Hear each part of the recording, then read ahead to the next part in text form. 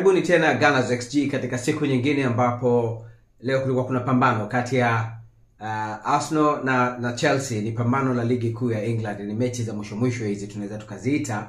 Mara nyingi mechi za mwisho huwa zinakosa maana kubwa, hasa pale ambapo timu hazigombani tena ubingwa kama ilivyo kwa Arsenal na Chelsea. Lakini hili lilikuwa ni pambano lenye maana kubwa bado, kwa sababu mbili kuu. Arsenal inajaribu kuzikimbia na kutengeneza pengo kati yake na timu zilizoko nyuma yake, kwani ushindi wa siku ya jana wa Nottingham Forest umeifanya Nottingham Forest kuikaribia sana Arsenal, kukiwa na tofauti ya alama moja tu kati yake na timu hiyo inayoshikilia nafasi ya 3. Lakini Chelsea nayo ipo katika zile mbio za kugombania nafasi 5 za Champions League, kwani mwaka huu England inategemewa kupata nafasi ya ziada ikiwa katika nafasi ya 4, na ilipenda ingekuwa vyema kwa upande wao kupunguza pengo kati yake na Arsenal, ambapo kabla ya mchezo pengo lilikuwa ni alama 6. Kwa hiyo ushindi kwa Chelsea ungebakisha alama 3 tu baina yake na Arsenal. Lakini matokeo kama tunavyofahamu ni ushindi kwa upande wa Arsenal wa bao 1-0. Hivyo basi Arsenal imeikimbia Chelsea na kutengeneza gap, kutengeneza pengo kati yake na Chelsea la alama 9 kwa sasa, ambapo kwa mechi zilizosalia itakuwa sio jambo rahisi tena Chelsea kuifikia Arsenal, na vile vile kuongeza alama kati yake na Nottingham Forest kupelekea kuwa ni alama 4 mpaka sasa hivi. Kwa hiyo ilikuwa ni mechi muhimu, lakini umuhimu mkubwa zaidi ni kwamba hii ni London Derby. Kwa hiyo mshindi kati ya timu mbili hizi ndio mfalme wa London, na kwa bahati nzuri mshindi ameibuka kuwa ni Arsenal. Kwa hiyo London is red kwa mara nyingine tena. Kabla tujaingia kwenye uchambuzi wa mchezo, tutaliangalia swala moja muhimu sana, na hili nimekuwa nikilisubiri kulisema kwa sababu nimeliona muda mrefu.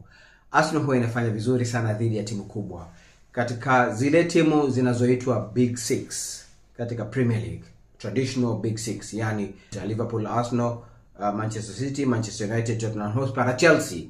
Hizo ndio Big 6 katika Premier League. Arsenal imechukua alama nyingi kutoka timu 5 kati ya 6, huku ya 6 ikiwa Liverpool. Bado kuna pambano moja limesalia.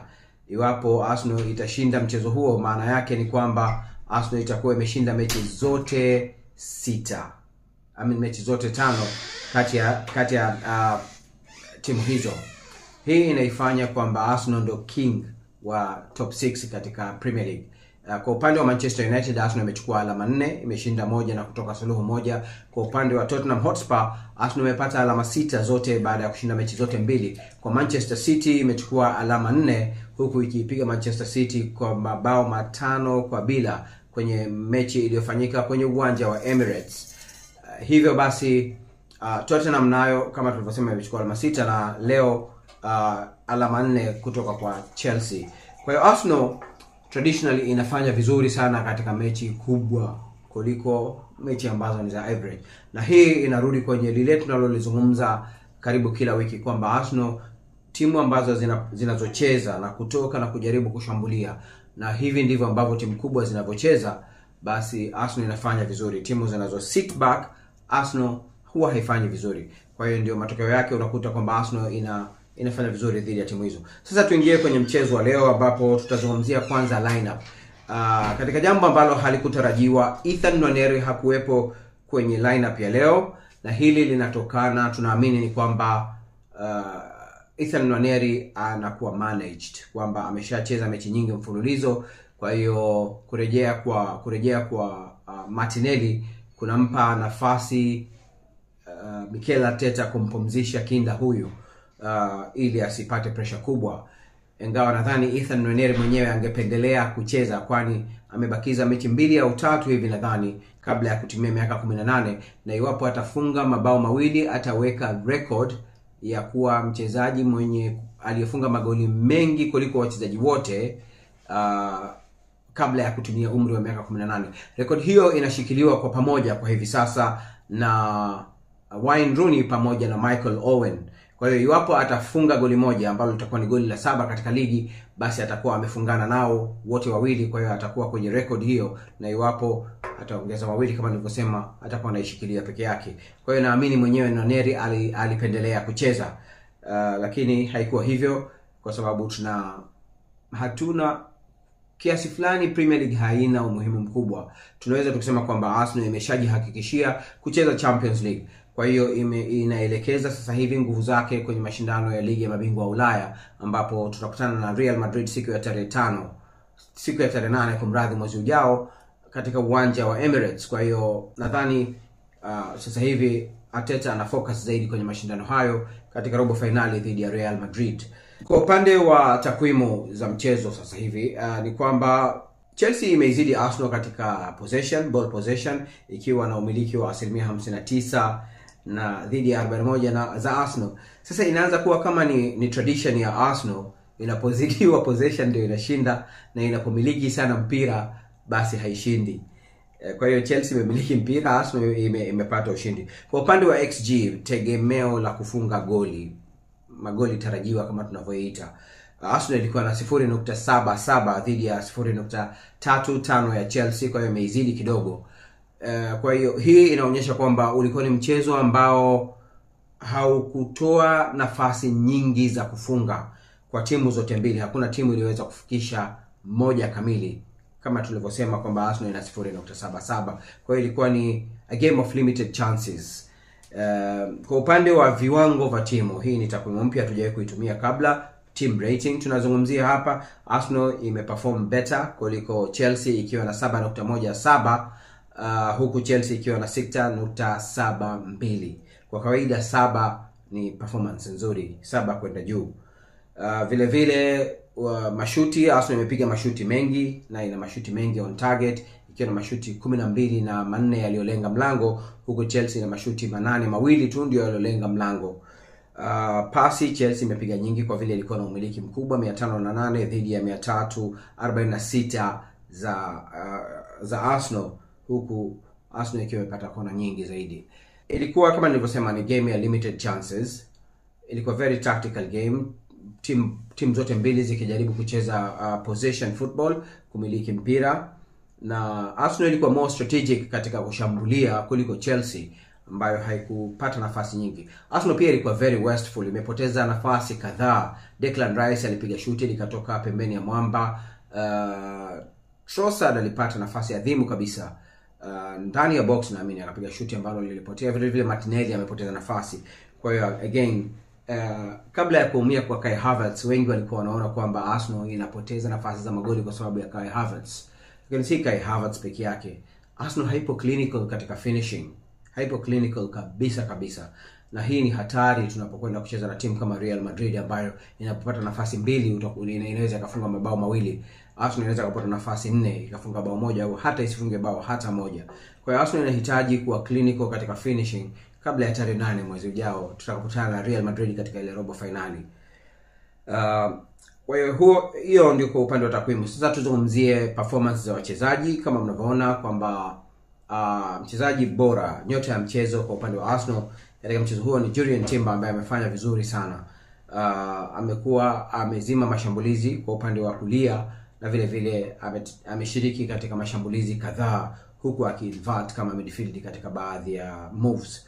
Kwa hiyo ana 7.5, ndo highest rated player katika mechi ya leo. Kwa hiyo kama kawaida yetu sisi, man of the match ni yule ambaye ana performance nzuri kitakwimu, kwani Gunners XG ina focus zaidi kwenye masuala ya takwimu. Wachezaji wanaofuatia baada ya yeye ni Gabriel Magalhaes pamoja na Declan Rice na Merino, wote wamefungana wakiwa na 7.4, na Martinelli pamoja na Trossard wote wana 7.3. Inafurahisha sana kumuona Martinelli ana 7.3 kwa sababu kama tunavyojua Martinelli is trying to get up to speed, kwa vile alikuwa nje kwa muda kadhaa, muda kama wa wiki 6 hivi baada ya kupata jeraha. Kwa hiyo hii anarudi, na hii ndio mechi ya kwanza anaanza tangu mwanzo, na performance yake haikuwa mbaya. Kwa hiyo lakini bado anaonekana hana sharpness inayotakiwa hasa katika finishing. Kwa hiyo anahitaji mechi kadhaa kuendelea kugain sharpness na mambo mengine ambayo anahitaji kuweza kucheza vizuri. Mchezaji mwingine ambaye leo tungependa kumzungumzia kwa undani kidogo ni Mikel Merino kama striker, sio Mikel Merino kama kiungo. Wengi tunafahamu kwamba haturidhiki na performance ya Mikel Merino kama striker, kwa sababu tulikuwa hatuna furaha sana na jinsi Kai Havertz, wengi, sio wote, wengi miongoni mwa washabiki wa Arsenal wanataka yule namba 9 ambaye ana stick up front. Kai Havertz hachezi hivyo, ana drop deep, anacheza false 9. Kwa hiyo kulikuwa kuna frustration baadhi ya nyakati, tunaona kwamba anachelewa kuingia na mambo kama hayo.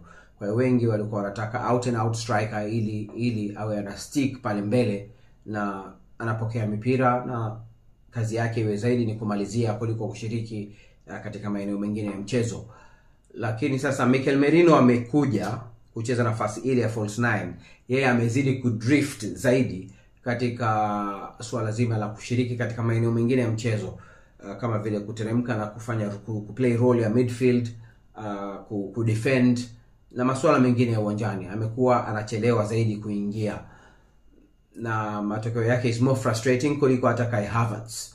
Lakini hata hivyo kuna mabadiliko katika mchezo wa Mikel Merino. Kitakwimu tukiangalia performance yake sasa hivi tangu amekuwa striker ni 7.03. Tunazungumzia average rating katika michezo yote ambayo ameshiriki, huku akiwa amefunga magoli 6 in all comps na pasi za magoli 2, assist yani 2, akiwa amegenerate XG ya 3.68 na ametengeneza nafasi 2 za magoli, huku akiwa ameingia kwenye timu bora ya wiki mara 2 katika mechi 12 alizoanza tangu kabla hajawa striker.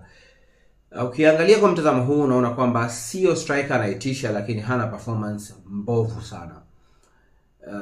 Kwa maana hiyo, kwa nini nimelileta hili kwenu? Matarajio yangu ni kwamba kupona kwa Martinelli maana yake Merino ange drop out of the starting lineup as a striker, na tungelicheza front 3, wachezaji watatu wa mbele wangelikuwa ni Trossard, Martinelli na Nwaneri. Lakini kutokana na performance hizi, naamini coach Mikel Arteta ataendelea kumchezesha Mikel Merino kama striker, huenda hata pale atakaporudi Bukayo Saka. Na hili binafsi halinifurahishi kwa sababu tuseme ukweli kwamba Mikel Merino hana qualities za striker, ana qualities za midfield. Kwa hiyo kuna vitu vingi sana anakosa. Anaweza kuhold kwa sababu physically yuko vizuri, hana kasi, anapokimbia anachelewa sana kupata ile momentum mpaka afike kwenye full speed. Striker hatakiwi kuwa hivyo. Striker anatakiwa awe na hatua chache sana baada ya kuanza kuondoka au amesha hit full top speed. Mikel Merino anachelewa sana kufikia ile speed, momentum yake iko very slow. Na huwezi kumlaumu kwa sababu naturally he is not a striker. Sasa lakini nadhani obsession ya coach Mikel Arteta kutaka kutawala mchezo ndio inafanya aendelee kumchezesha Mikel Merino. Tuliwahi kuzungumza kwenye mechi zilizopita kwamba Mikel Merino sasa anakuwa kama kwamba yeye ni midfield wa 4, na kwa vile Arsenal inacheza style ya kuinvert, tunaishia kuna midfield wa 5 katika mchezo. Kwa hiyo hayo ndio tuliopanga kuyazungumzia siku ya leo katika uwanja. Ushindi wa leo ni ushindi wenye kufurahisha sana kwa vile ni London derby. Chelsea always huwa wanajigamba kwamba they are the best team in London, the capital of England. Lakini sasa hivi sidhani hata ndani ya nyoyo zao wana Chelsea wanaliamini hilo, baada ya kuwa tunawapiga kila mwaka kwa mwaka wa 4 mfululizo, na wao hawajatufunga. Sasa hivi ni season ya 4 katika mechi za ligi. Kwa hiyo London is red once again. Ni jambo la kufurahisha sana kuona kwamba sasa hivi tumerejea kwenye ubabe wa London, ambapo miaka ya kati hapa wakati Chelsea Abramovich walituzidi, tuseme ukweli, wamechukua makombe ya Europe na kadhalika. Sasa hivi ingawa bado hatujaanza kushinda makombe, lakini definitely without a shadow of a doubt Chelsea is behind Arsenal by a miles. Kwenye mchezo wa leo dakika 30 za mwanzo Chelsea walikuwa wana chase shadows za wachezaji wa Arsenal. Hawawahi, walikuwa wanakimbia bila kupata mpira mpaka wameingia mchezoni kwenye dakika 33-34 ya kipindi cha kwanza, na kidogo baada ya hapo mchezo ukaelekea kuwa una balance. Wakati huo tayari Arsenal imeshapata bao. Kwa hiyo ni jambo la kufurahisha sana na linaleta matumaini kwamba yajayo yatazidi kufurahisha.